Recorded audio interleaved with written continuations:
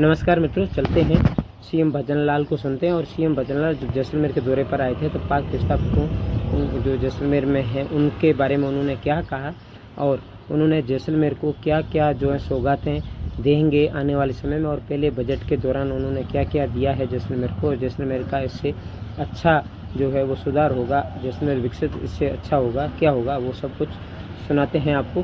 चलते हैं दोस्तों वीडियो की तरफ बिना समय गवाए। आप वीडियो को शेयर कीजिए, हमारे चैनल पर नए चैनल को सब्सक्राइब और बेल आइकन बटन को प्रेस कीजिए। जय हिंद। तो हमारे बॉर्डर के एरिया में चला है।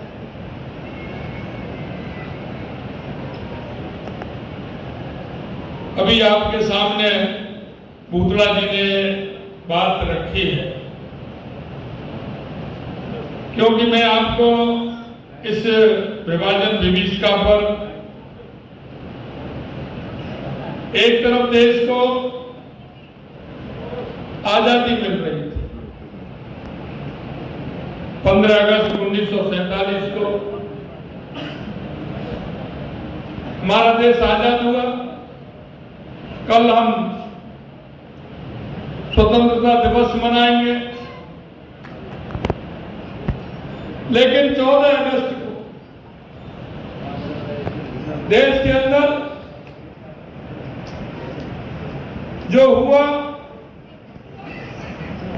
उसको भी हमें याद रखना है कि हमारे पूर्वजों ने आजादी, हजारों सालों की गुलामी, कभी इस देश के अंदर हुण आए, कभी कुषाण आए, कभी इस्लाम आए, अंग्रेज आए,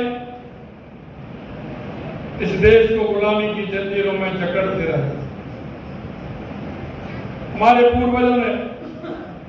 और उन वीर शहीदों ने कितनी मेहनत की, और उस मेहनत के बाद, समर्पण के बाद, बलिदान के बाद हमें आजादी मिली। लेकिन उस आजादी में आप देखेंगे कि दुनिया की सबसे बड़ी विभाजन विभीषिका अगर थी तो उसके अंदर थी। 14 अगस्त को आपने देखा हो किस तरह से पाकिस्तान से ट्रेनें आ रही थी, किस तरह से वहां से लोगों को खदेड़ा जा रहा था, क्या स्थिति हो रही थी। आपके माध्यम से मैंने उस विभीषिका के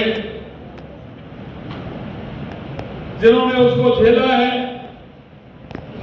उसके दर्द को जानते हैं। आज भी वो उस दर्द से मन में जब बात करते हैं तो उनके मन में आंसू छलक आते हैं।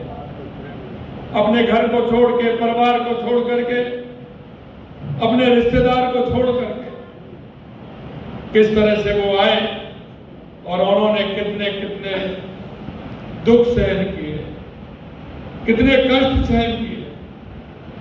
आज हम कहना चाहते हैं ये विभाजन विभीषिका वो त्रासदी उन लोगों के मन में जब आती है, उनके पिताजी ने, माताजी ने, चाचा जी ने जब उनको सुनाई होगी, कुछ तो ऐसे हैं कि जिन्होंने उसको देखा है, झेला है, लेकिन जब उन्होंने सुनाया होगा कि वहां खेती भी थी, मकान भी था, दुकान भी थी, व्यापार भी था, रातों रात में सभी को समाप्त करके वो वहां से निकल पड़े।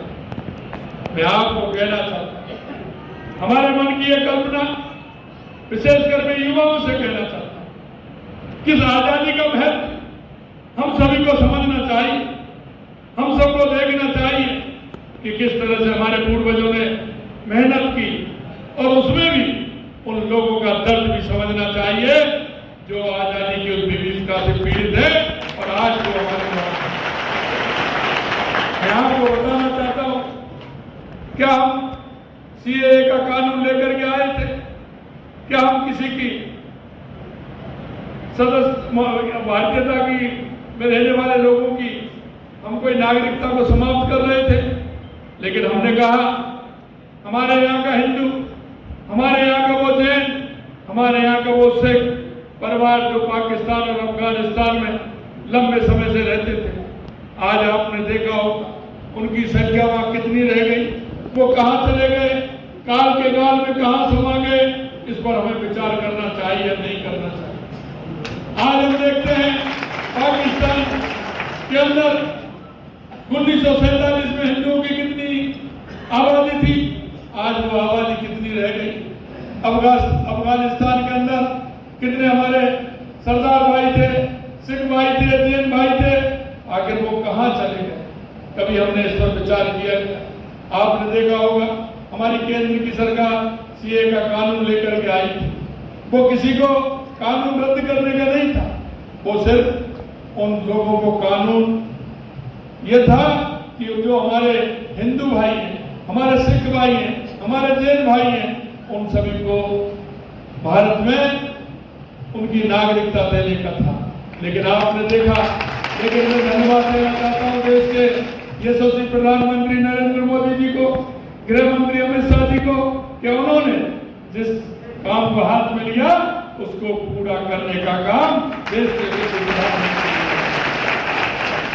आपने देखा होगा हमने भी हमारे अंतरिम बजट आया था, उसमें भी हमने कहा था कि पाक विस्थापित हैं उनको जमीन दे करके बसाने का काम भी करेंगे, और अब की बार बजट में हमने कहा है कि उनको हम मकान देने का काम भी करेंगे, उनका मकान बनवाने का काम भी करेंगे।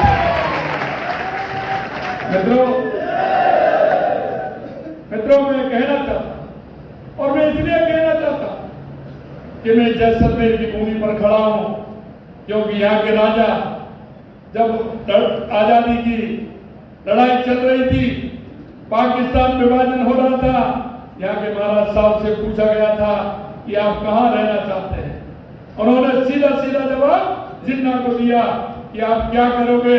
और मैं धन्यवाद देना चाहता हूँ जैसलमेर के उस समय के महाराज साहब को कि उन्होंने स्पष्टता की और उन्होंने कहा कि हम हिंदुस्तान में रहेंगे, हिंदुस्तान में रहेंगे। और जो उन्होंने उनको जवाब दिया था उससे वो परेशान हो गए। उन्होंने कहा परेशान होने की जरूरत नहीं है, आप हमें बताइए पहले कि जब अगर दोनों के साथ इस तरह की बात होगी तो आप किसका साथ देंगे। और उन्होंने ये कहा कि हम हिंदुस्तान के अंदर रहेंगे, हिंदुस्तान में है और हिंदुस्तान में रहेंगे, दुनिया की कोई ताकत पाकिस्तान में नहीं मिला सकती। मैं इसलिए आप सभी को कहना चाहता हूँ ये त्रासदी थी उस समय का, अगर हम देखेंगे सबसे बड़ी ये त्रासदी थी, दुनिया की सबसे बड़ी त्रासदी थी। तो एक साथ कितने लोग इधर गए, कितने लोग उधर गए, कितने लोगों का कत्लेआम हुआ, हमारी माता बहनें किस तरह से उसमें परेशान रही। अगर उस चीज को देखते हैं और भारतीय की आंखों में आंसू आ जाते हैं। आपने अभी देखा मनोहर जी मंत्रा रहे थे, लेकिन उनके मन की पीड़ा आप समझ रहे थे। मैं आपसे यही कहना चाहता हूँ मेरे भाइयों बहनों कि हमें सारी बातों का ध्यान भी रखना है और हमें यह सबक भी लेना है कि हमें एकजुटता के साथ पूरे राष्ट्र को बांधते हुए हमें काम करना है। आने वाले समय में मैं आपको इतना कहना चाहता हूं, जो पाक विस्थापित हैं वो किसी भी प्रकार की चिंता नहीं करें। निश्चित रूप से हमारी सरकार उनके लिए रहने के लिए, उनके बच्चों को पढ़ने के लिए और उनको आगामी समय में उनको सरकारी नौकरियों के लिए भी हमारी सरकार पूरा वादा जो हमने किया है वो हम पूरा करें। और हम आपसे इतना कहना चाहते हैं कि आखिरकार हमारे जो हिंदू भाई हैं, हमारे सिख भाई हैं, हमारे जैन भाई हैं, आखिरकार कहाँ जाएंगे? वहां से जिस तरह से अपने अस्मिता को बचाते हुए वो यहाँ आए, अगर हम उनको सहारा नहीं देंगे तो कौन सहारा देगा? उनको कहां सहारा मिलेगा?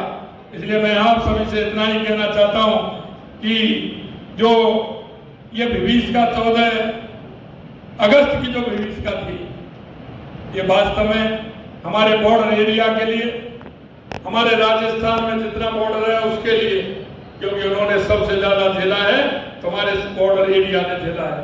आज मैं तनोट माता गया और माता जी के मैंने दर्शन भी किए और माता जी का चाहे वो 61 की लड़ाई हो या 72 की लड़ाई कि किस तरह से उस युद्ध में वो बता रहे थे मेरे को आज सैनिक कि ये जो एरिया था माता जी का उसमें पाकिस्तान ने गोले दागे लेकिन एक भी गोला उसमें बस्ट नहीं हुआ पूरा नहीं।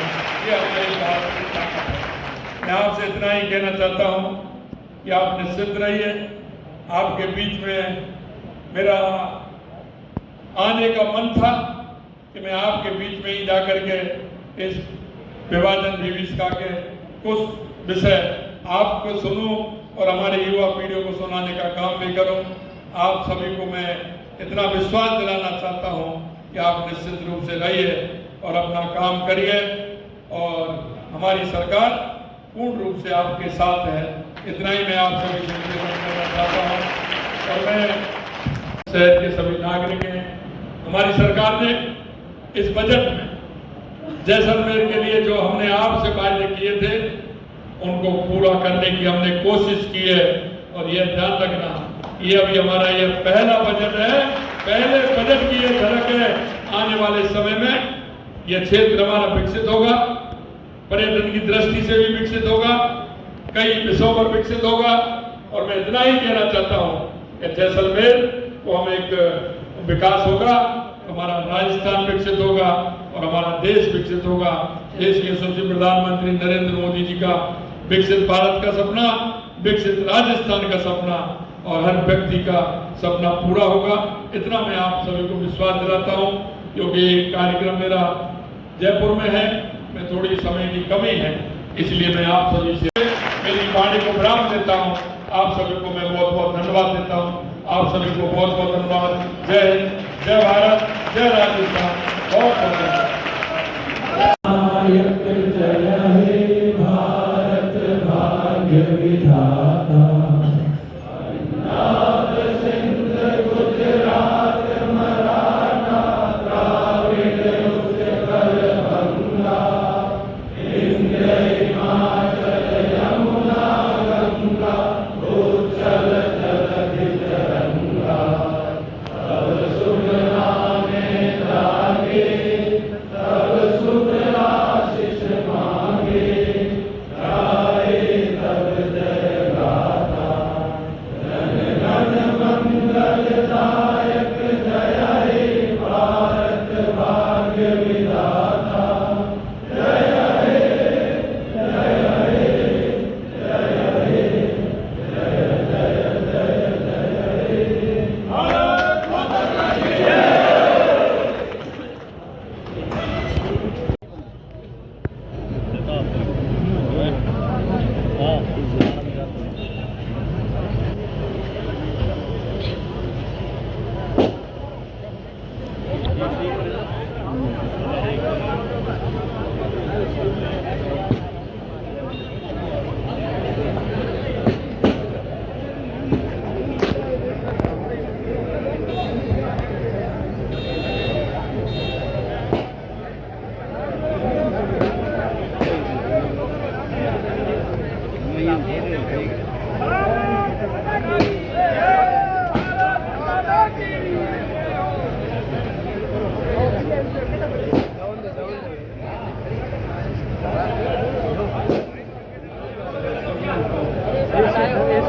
ऐसी होल है भाई।